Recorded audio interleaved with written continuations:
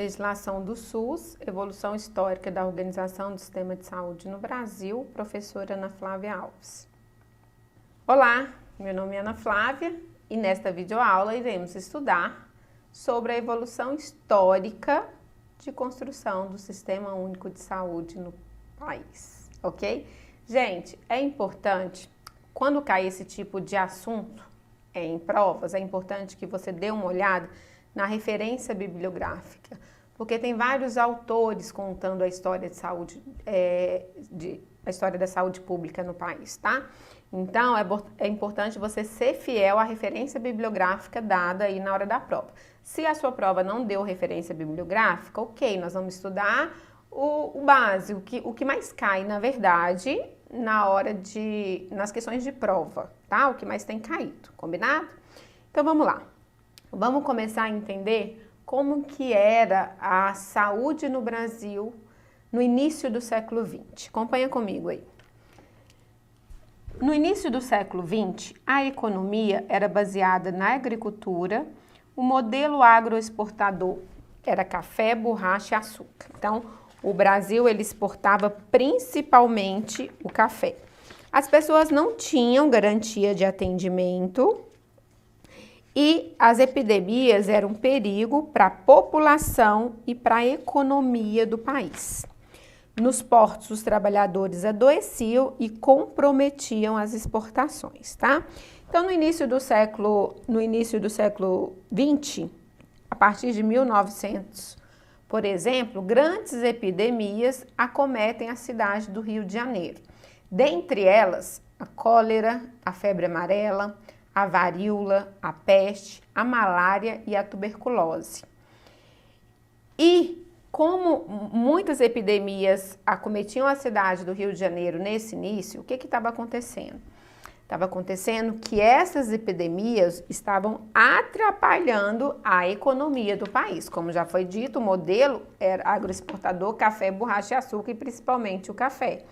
Então, o que aconteceu nessa época? Nessa época, o então presidente da época, que chamava Rodrigues Alves, ele cria o Instituto Soroterápico de Manguinho, que depois ele é renomeado Instituto Oswaldo Cruz, e aí ele nomeia Oswaldo Cruz, né, o Rodrigues Alves, que era o então presidente da época, ele nomeia Oswaldo Cruz como diretor do Departamento Federal de Saúde Pública e Oswaldo Cruz, que era o médico sanitarista da época, ele propôs erradicar a epidemia de febre amarela na cidade do Rio de Janeiro.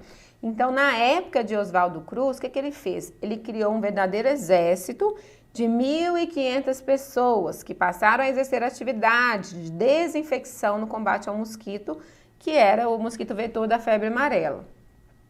E aí, o que aconteceu nessa época? A falta de esclarecimento e as arbitrariedades cometidas pelas essas pessoas que na época eram chamadas de guardas sanitários, causaram uma revolta na população, que recebeu o nome em 1904 de revolta da vacina.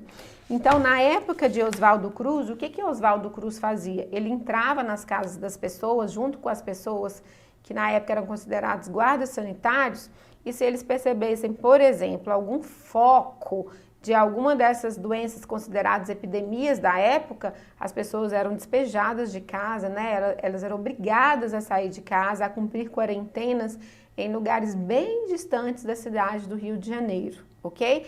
Além de queimar, né, os móveis, as roupas das pessoas e sem permissão dessas pessoas, tá? Então, essas ações que eram bem arbitrárias, essas ações da época de Oswaldo Cruz, causaram uma revolta na população. E nessa época também ele conseguiu a aprovação da Lei Federal 1261, de 31 de outubro de 1904.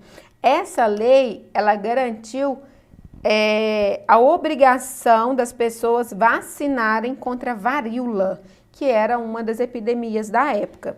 Então, o que aconteceu? Essa onda de insatisfação da época, que instituiu aí a vacinação antivaríola, que era obrigatória para todo o território nacional, gerou um grande movimento popular de revolta que ficou conhecido na história como a revolta da vacina. Então, isso é um marco importante, né? As pessoas eram obrigadas a vacinar e não entendiam o porquê daquela ação obrigatória. Não sabia por que elas estavam vacinando, não sabia igual a gente sabe hoje, né? Que é uma ação de proteção da saúde, tá? E apesar dessas arbitrariedades e dos abusos cometidos, o modelo campanhista obteve importantes vitórias no controle dessas doenças epidêmicas, conseguindo inclusive erradicar a febre amarela na cidade do Rio de Janeiro, tá? O que fortaleceu esse modelo sanitarista campanhista de Oswaldo Cruz, tá? E tornou hegemônico como proposta de intervenção na área da saúde durante décadas, tá? Então, esse modelo de Oswaldo Cruz ficou conhecido como sanitarismo campanhista. E mesmo assim, ele conseguiu em 1917 erradicar algumas doenças, como por exemplo a febre amarela na cidade do Rio de Janeiro e Belém, ok? E esse sanitarismo... isso aqui foi o que eu já falei, né? Que o Rodrigues Alves, então presidente do Brasil, nomeou aí Oswaldo Cruz como diretor do Departamento Federal de Saúde Pública, que se propôs a erradicar a epidemia de febre amarela na cidade do Rio de Janeiro. Nessa época, foi criado um verdadeiro exército de 1.500 pessoas que passaram a exercer atividade de desinfecção no combate ao mosquito vetor da febre amarela. A falta de esclarecimento e as arbitrariedades cometidas pelos guardas sanitários causam revolta na população. Isso aqui é a figura clássica aí da revolta da vacina, ok? As pessoas não entendiam por que elas eram obrigadas a vacinar. E o que é esse modelo aí, né, de saúde da época de Oswaldo Cruz?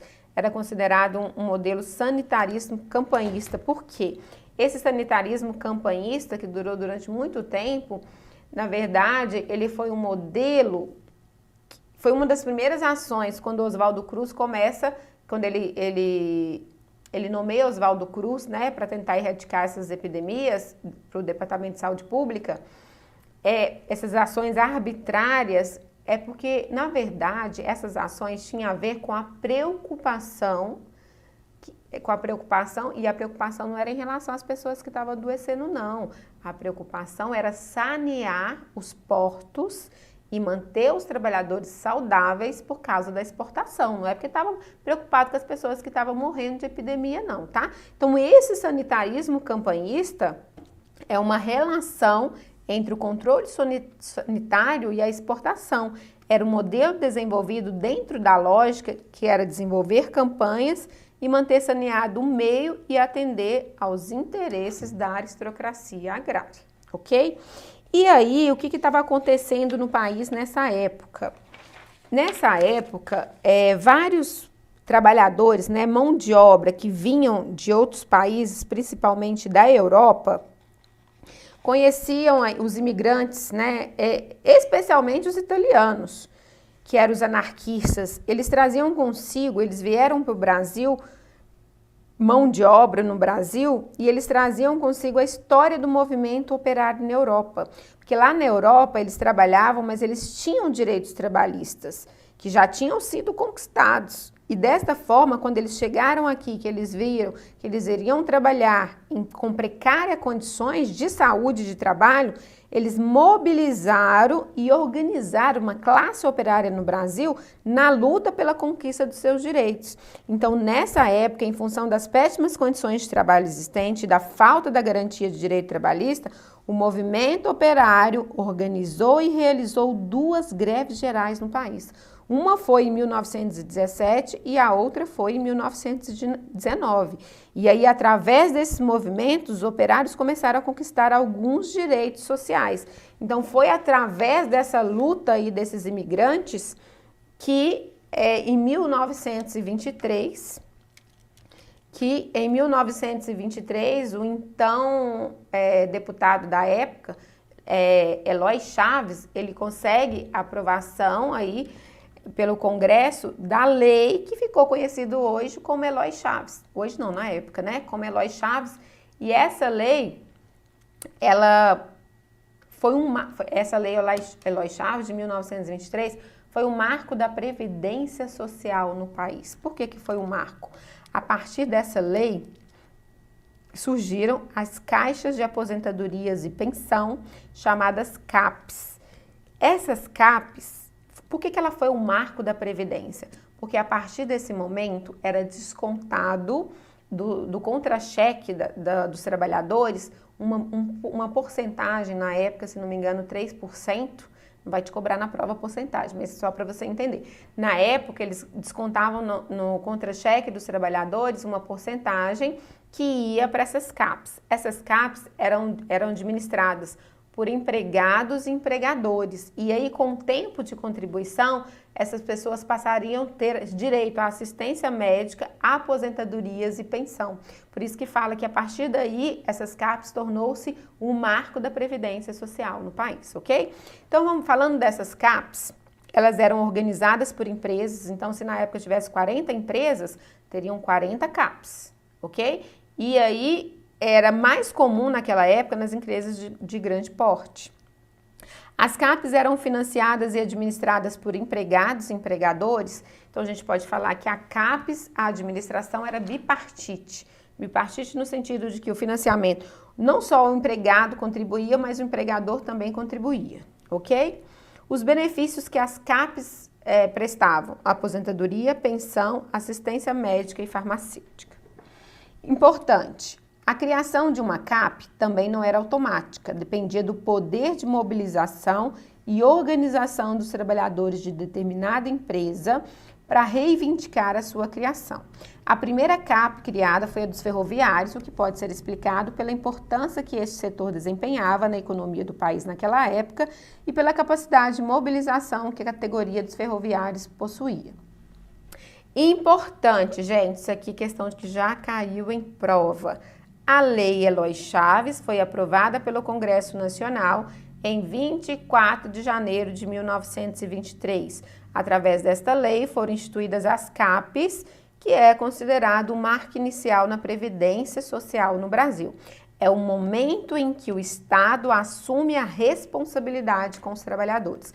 Cuidado para não confundir o financiamento das CAPs com o momento em que o Estado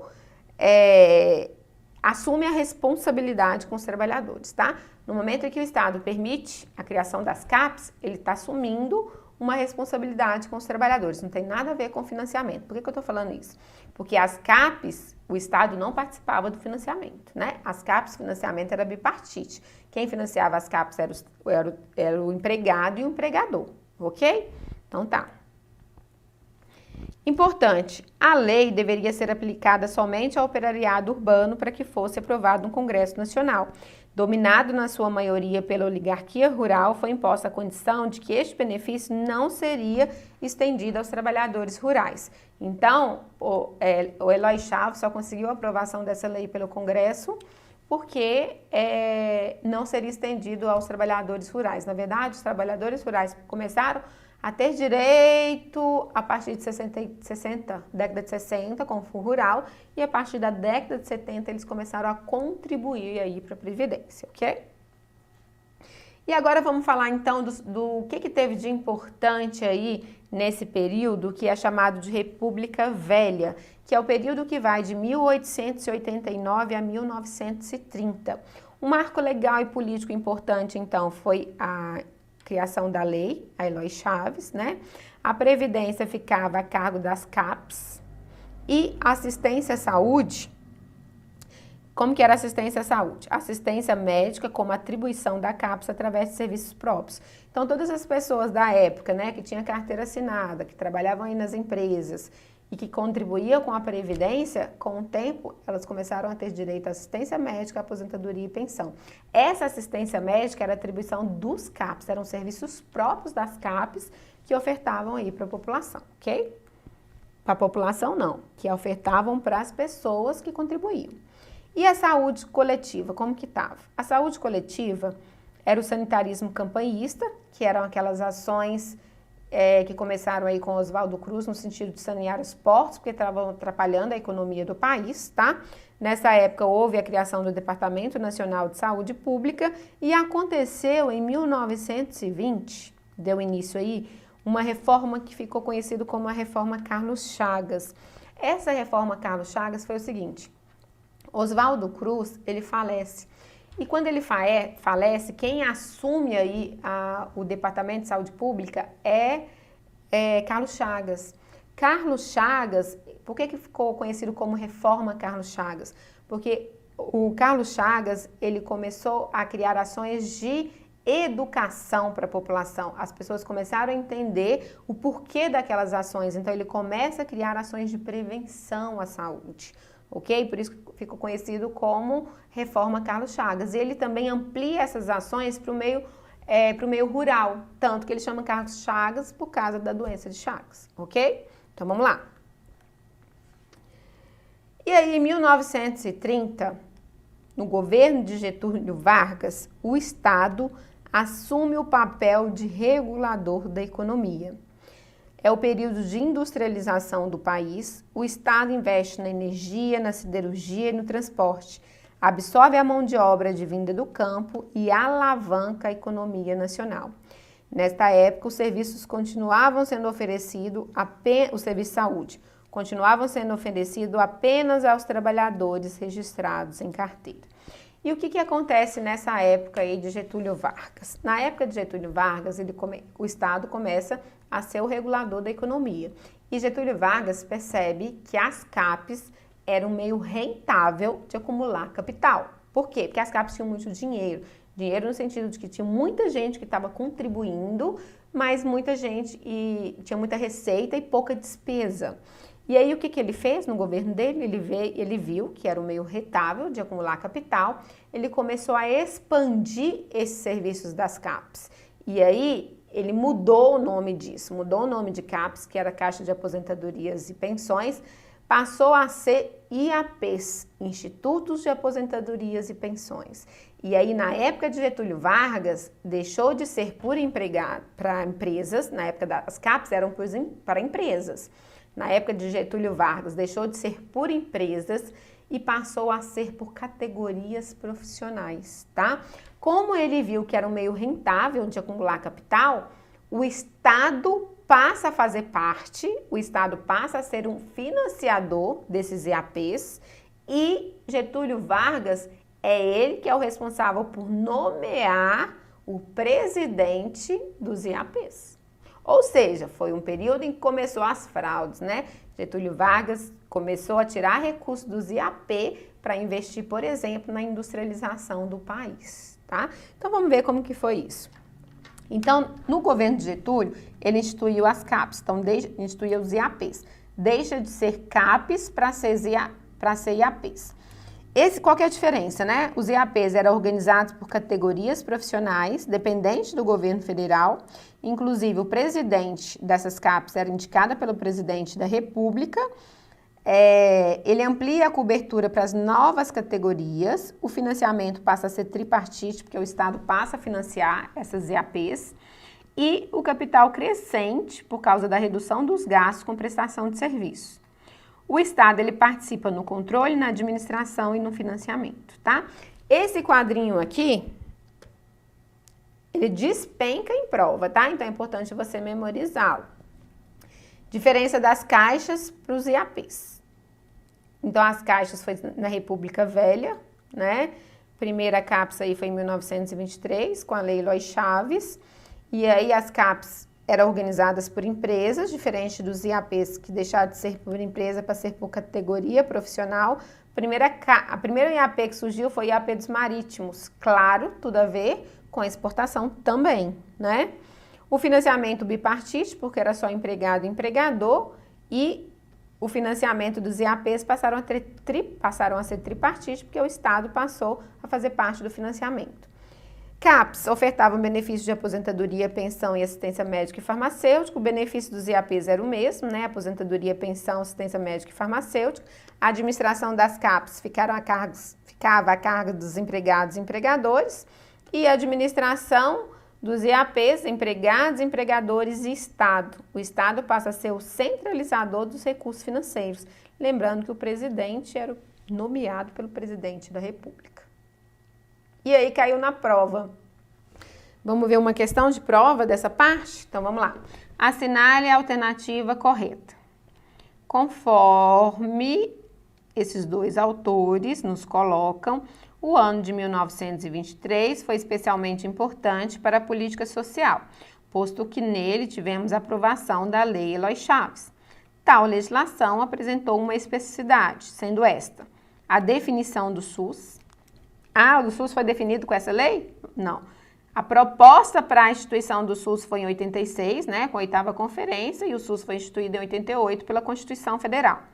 A organização dos institutos de aposentadorias e pensões, também não, né? Instituto de Aposentadoria e Pensão foi na época de Getúlio Vargas. O primeiro instituto criado foi o IAPM, que é do Marítimo, né, em 1933, tá? A Constituição do Serviço Nacional de Aprendizagem Industrial, que é o SENAI, nada a ver, né? A criação do Banco Nacional de Habitação, o BNH, como ficou popularmente conhecido, e a instituição da obrigatoriedade de criação das caixas de aposentadorias e pensões, né? Então, a resposta aí é porque a Lei Eloy Chaves foi a lei que instituiu aí as CAPs, que é as caixas de aposentadoria e pensão, e ficou como marco, né, da Previdência no país. Vamos lá, na era Vargas, então, o que a gente pode memorizar de importante que pode cair na sua prova? Marco legal e político, criação do Ministério do Trabalho. Lembrando que os imigrantes chegaram aqui no país, né? Viram que eles tinham péssimas condições de saúde e de trabalho, então eles fizeram uma greve em 1917 e 1919. Foi a partir daí que começou a melhorar as condições de trabalho com os CAPs, né? E as condições de trabalho e de saúde com os CAPs. Depois, no governo de Vargas, ele criou o Ministério do Trabalho, a CLT, que foi criada em 1943, os trabalhadores passaram a ter direito à licença remunerada para gestante, uma jornada de trabalho aí de 8 horas. A Previdência aqui estava a cargo dos IAPs. Lembrando que no período da República Velha, a Previdência estava a cargo dos CAPs, né? No governo de Vargas, os IAPs, primeiro que surgiu foi em 33 o Marítimo, depois em 34 os comerciários, depois veio aí em 34 também os bancários, os industriários em 36, em fevereiro de 38 foi criado o Instituto de Previdência e Assistência aos Servidores do Estado. Lembrando, gente, que nessa época, na época dos CAPs, a assistência era as CAPs eram por empresas, né? Então, eram por empresas e no governo de Getúlio Vargas foram ser por categoria profissional. Nesse governo de Vargas, a assistência médica, o serviço, a assistência à saúde, serviços que os IAPs ofertavam eram diferenciados. Por que eram diferenciados? Porque, por exemplo, os marítimos, eles tinham lá seus IAPs. Os IAPs do marítimo eram muito mais ricos e luxuosos, tinha muito mais dinheiro do que o IAP do industriário. Por quê? Porque a contribuição era de acordo com o que ganhava, né? Assim, se era 3%, o marítimo ganhava mais, então eles contribuíam mais, então eles tinham mais recursos. Então, a assistência à saúde diferenciava de um IAP para o outro, ok? Então, vamos voltar lá. Assistência à saúde, gente, deixa eu explicar para vocês aqui em relação à Previdência e Assistência à Saúde e à saúde coletiva. Antes do SUS, o que nós já estudamos do SUS? O que você já entendeu do SUS? Nada, prof, ainda não estudei. Ok. Você vai entender que o SUS, ele é um sistema único de saúde. Então, o SUS oferta ações conjuntas. Tudo é responsabilidade dele. Ação de promoção, de proteção e de recuperação. Ou seja, a assistência médica é responsabilidade dele. Assistência de promoção, de proteção e de recuperação. O SUS, o sistema que a gente está hoje, investe na atenção básica, com ação de promoção e de prevenção, porque ele sabe que é mais barato para ele, quando ele investe, ele fica muito mais barato. Se ele investe na atenção básica, a chance da pessoa procurar um hospital diminui. Concorda? Ok. E na época e antes do SUS, como que era isso? Antes do SUS, o que nós estamos estudando?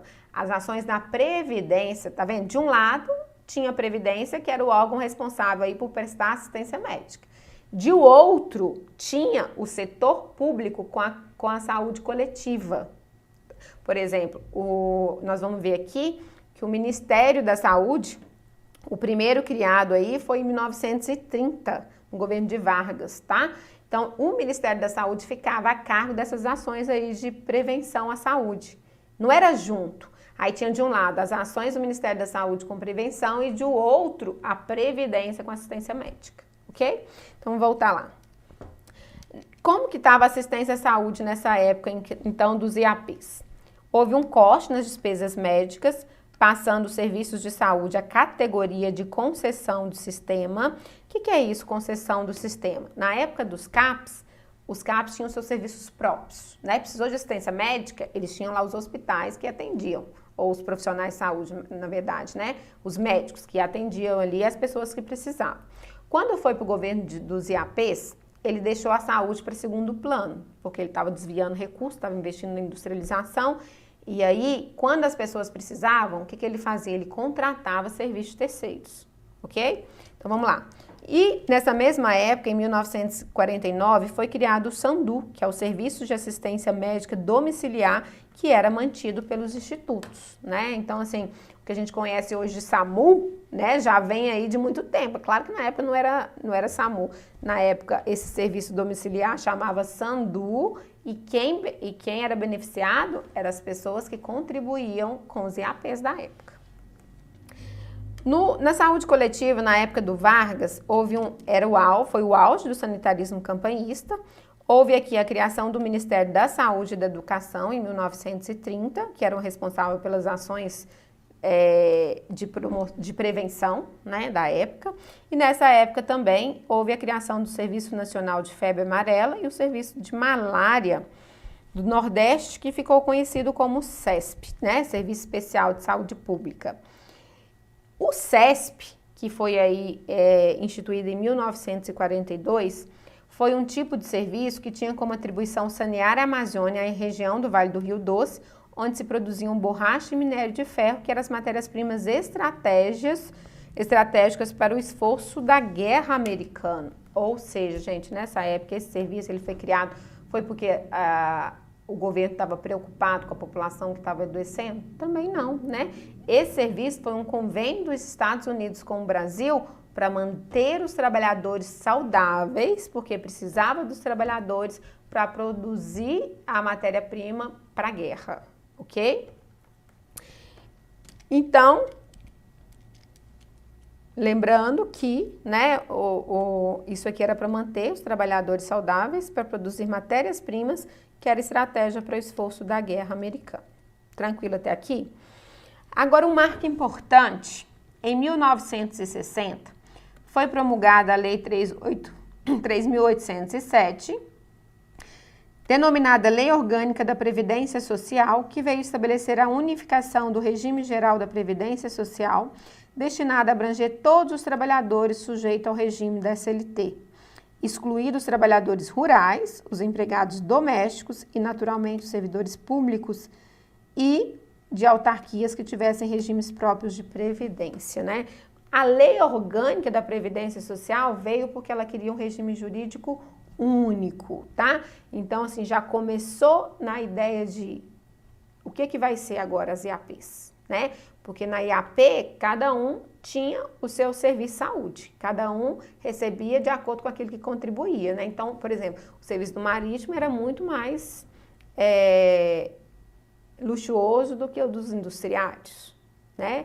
E aqui eles queriam já unir todos esses IAPs. Era uma proposta da Lei Orgânica da Previdência Social, regime jurídico único. Ok. Vamos ver o que aconteceu, então, nesse período aí, antes da ditadura. Marco legal e político importante, então, dessa época foi a criação das LOPs, que é a Lei Orgânica da Previdência Social. A Previdência, o objetivo era a uniformização dos direitos dos segurados e no sentido de que a lei, ela queria um regime jurídico único, tá? Então, queria uniformizar os direitos dos segurados, já que cada IAP tinha um tipo de assistência. Assistência à saúde, crescimento dos serviços próprios da Previdência, convivência com serviços privados que estavam em expansão e uma assistência médica hospitalocêntrica, ou seja, nessa época, a porta de entrada, né, da população era o hospital. Então, foi a época que começaram a surgir os hospitais no país, os grandes hospitais, né?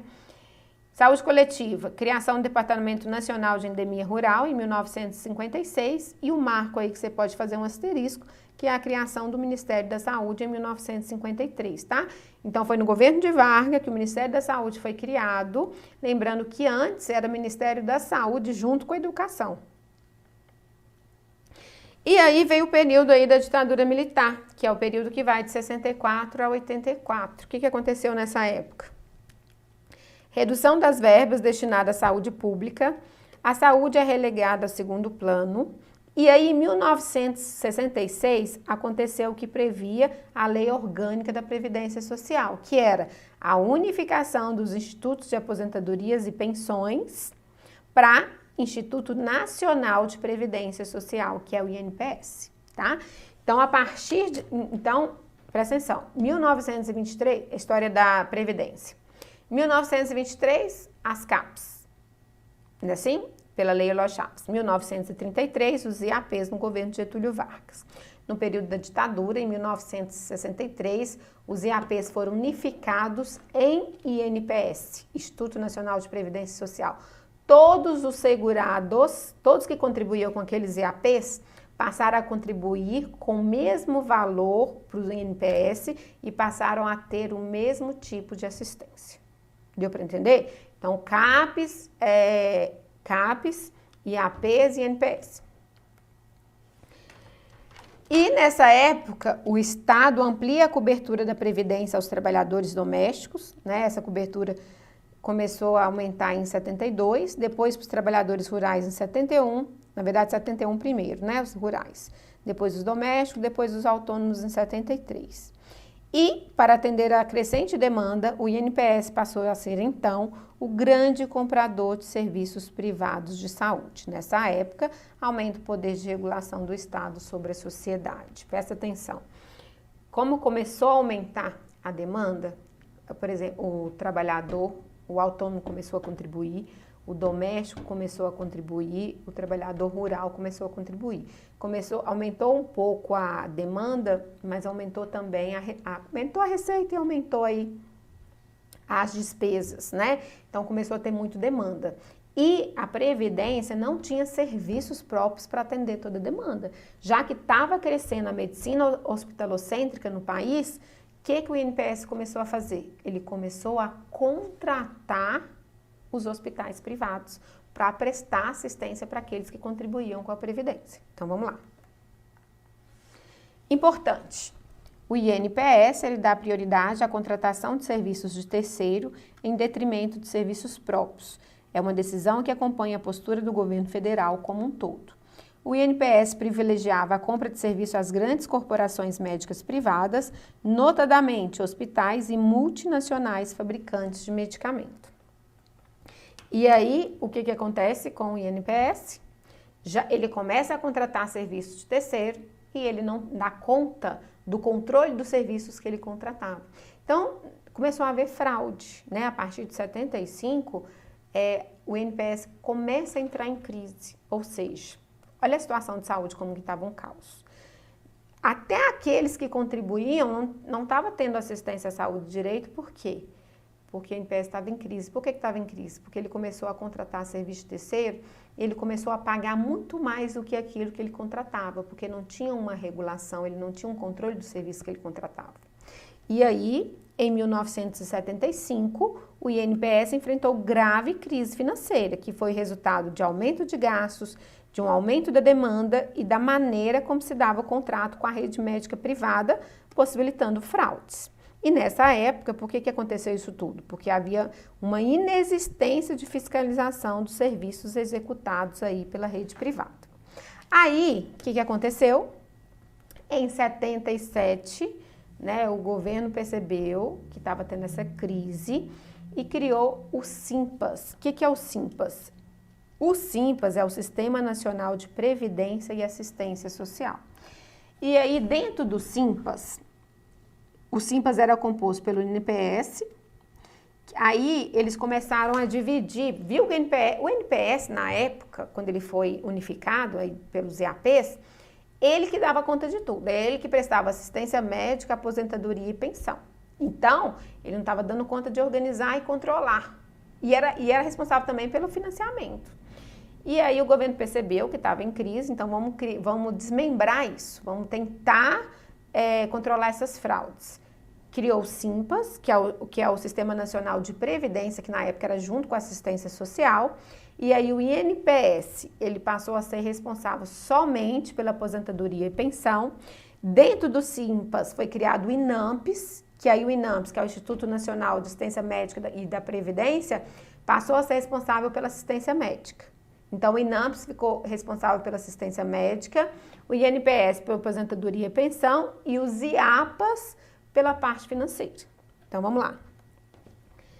Visando reestruturar a Previdência, é criado em 77 o Simpas, que é o Sistema Nacional de Previdência e Assistência Social. E o Simpas, na época, foi composto por INPS, que ficou responsável pelos benefícios aos segurados, pelo INAMPS, que ficou responsável pela assistência médica, e pelos IAPAS, que ficou responsável pela administração financeira, tanto da Previdência como da assistência social aí da época. E o Simpas era composto, então, por esses três institutos, INPS, IAPAS e INAMPS. Visando conter as fraudes que existiam na época, o INAMPS ele passa a ser responsável pela assistência médica. Como ele era responsável pela assistência médica, ele instituiu um conselho para ajudar nesse controle dessas fraudes. Então, em 1981, o INAMPS, ele institui o Conselho Consultivo de Administração da Saúde Previdenciária, chamado CONASP, e o CONASP foi numa tentativa de conter essas fraudes, tá? Lembrando que o CONASP era ligado aí ao INAMPS. Nesse plano do CONASP, que eram especialistas na área para tentar conter nesse conselho, né, especialistas aí responsável por conter as fraudes, o plano deles inicia-se pela fiscalização mais rigorosa da prestação de conta dos prestadores de serviços credenciados, tentando aí combater as fraudes. E uma das... Nós já tem uma questão aqui? Então, beleza. Só terminando aqui, ó. Então, foi criado aí o CONASP, né, em 1981, na tentativa aí de controlar as fraudes, já que o INAMPS tinha que contratar serviço de terceiro para prestar serviço aí para as pessoas que contribuíam com ele. Então, vou fazer uma questão, já dá para fazer outra questão aqui da EBSER também, ó. Na evolução do sistema de saúde no Brasil, foram elaboradas legislações específicas governamentais que estruturaram a formação do SUS, formando uma linha do tempo. Um órgão foi criado em 77 e fez parte do Sistema Nacional de Assistência e Previdência Social, o SIMPAS. Este órgão foi o grande prestador da assistência médica e funcionava à custa de compra de serviços médicos hospitalares do setor privado. O órgão referenciado no texto é o... Faz aí para mim, 2 minutinhos para vocês fazerem. Quem que é o órgão referenciado aí no texto? O SINAM, o SIMPAS, na verdade o SIMPAS foi criado em 77, né? O INPS foi em 1966, o INAMPS em 1977, dentro aí do SIMPAS, e o SIM não sei o que é, né? Sistema de alguma coisa. O órgão criado então foi o INAMPS, que foi em 1977. Tranquilo até aqui? Então tá bom. Então vamos lá. E aí, aqui ó, importante para você fixar, tá? Primeiras CAPs surgiram em 1923, os IAPs em 33, o INPS em 66, o INAMPS em 77, o SUDES em 87, nós vamos falar do SUDES daqui a pouquinho, e o SUS, né, instituído em 1988. Em 1983, isso aqui você pode datar aí, que é importante essa data, tá? Foi criado a AIS. O que é a AIS? São as Ações Integradas de Saúde. Era um projeto interministerial que envolvia Previdência, que envolvia a saúde e que envolvia a educação, visando um novo modelo assistencial, que incorporava o setor público, procurando integrar as ações curativas, as preventivas e as educativas ao mesmo tempo, tá? Assim, a Previdência passaria a comprar e pagar serviços prestados por estados, municípios, hospitais filantrópicos, públicos e universitários. Este período, ele coincidiu com o movimento de transição democrática. Era na época que teve eleição direta para governador e uma vitória esmagadora da oposição, né, em quase 21, em quase todos os estados, nas primeiras eleições democráticas do período aí de 1982. Então, essas ações integradas, a IS, ela consistiram numa estratégia de reorientação da política de saúde, que priorizava o setor público por meio da descentralização das ações de serviço de saúde para Estado e município. Estado e município, os serviços passaram a ser ofertados por postos e centros de saúde, que passaram a oferecer assistência médica, além de programas de saúde pública. Na verdade, a IS foi uma resposta lá à Conferência de Alma-Ata, que aconteceu em 78, né? E na Conferência de Alma-Ata, o objetivo era assistência à saúde para todos, principalmente lá na Alma-Ata, que foi uma conferência mundial, foi a discussão de assistência de saúde para todos e uma assistência de saúde que tinha a atenção básica como prioridade, ok? Então, em 1983, a IS. E aí, em 1985, acontece o fim da ditadura e a nova república. Acontece o movimento das diretas já, a eleição de Tancredo Neves marcaram o fim do regime militar, gerando diversos movimentos sociais, inclusive na área da saúde, que culminaram com a criação do CONAS em 82, do CONASEM em 88 e com a grande mobilização nacional, que foi a 8ª Conferência Nacional de Saúde, tá? Questão importante para sua prova, a 8ª, ela foi o marco da reforma sanitária no país, né? Então, vários movimentos sociais dessa época, gente, essa época a situação estava um caos. Por quê? Porque nós vimos que a Previdência entrou em crise, né, por causa das fraudes, então não tinha serviços para atender a demanda da população que contribuía com a Previdência. Quem não contribuía não tinha assistência à saúde. Então, nessa época, como foi o fim da ditadura, vários movimentos sociais se reuniram para propor um sistema de saúde melhor, né, que é um dos objetivos da conferência. Então, a 8ª foi em 86 e foi o marco da reforma sanitária. Então, a partir desse momento, foi proposto a instituição de um sistema que fosse para todos, né, porque o que tinha não estava dando, não tinha, na verdade, né, o que tinha lá, que era assistência médica, estava em crise.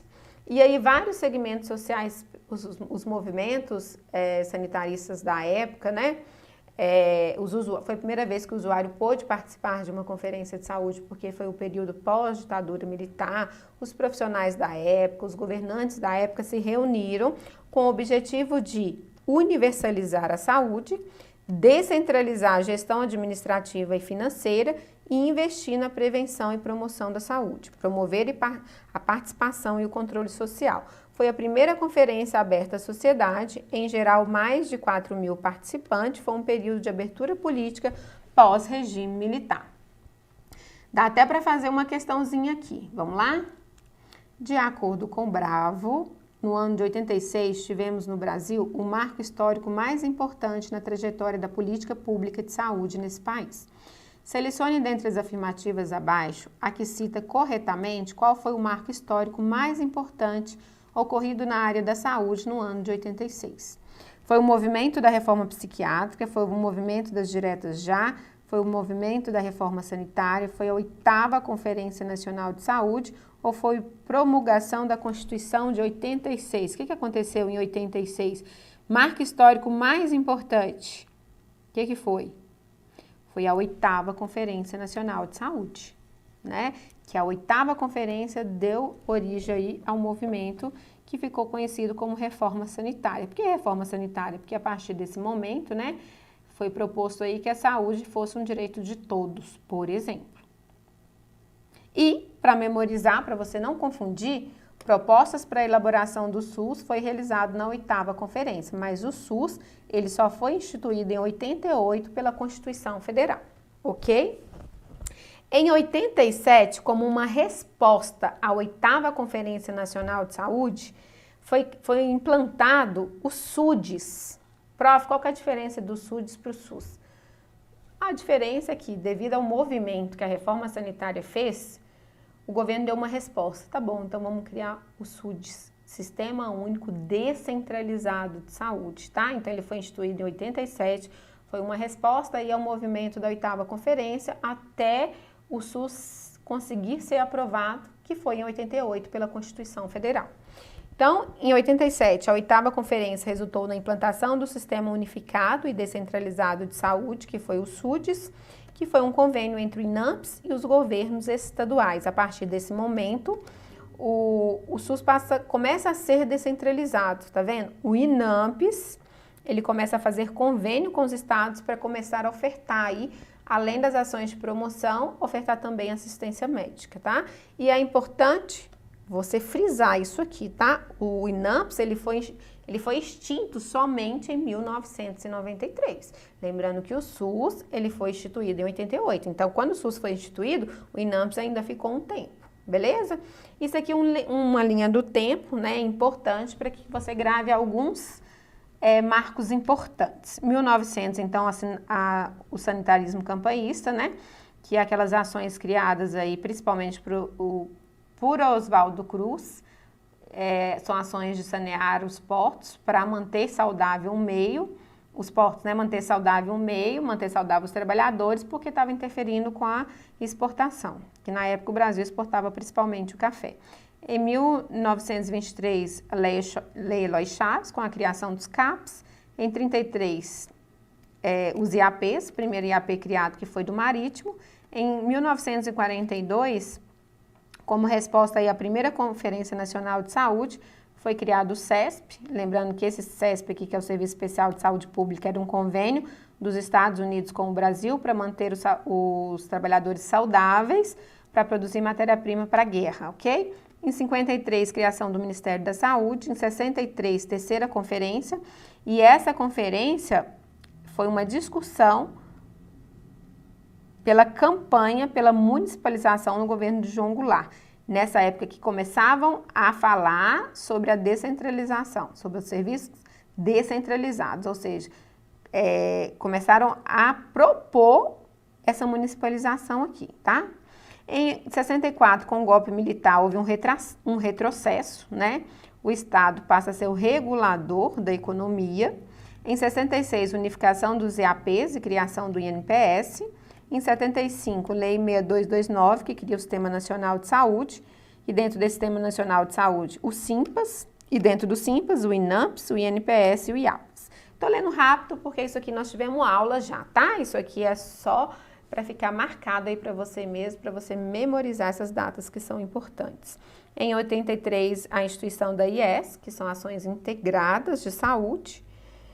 E em 86, marco da reforma, que é a 8ª Conferência Nacional de Saúde. Em 87, o SUDES. E em 88, o SUS com a Constituição Federal. Bacana, né? Ok. Gente, tentei fazer um resumão aí para você dos dados mais importantes sobre a história de saúde pública no país, tá? Tem um filme no YouTube muito bacana, que é um filme do Ministério da Saúde, tá? E tem um filme da Fiocruz também que conta a história da saúde pública. Então é bacana vocês assistirem a aula e depois assistirem ao filme, porque vocês vão ver lá nos desenhos, né? Na prática, tudo que eu falei aqui. Combinado? Bons estudos, fique com Deus e até mais. Tchau!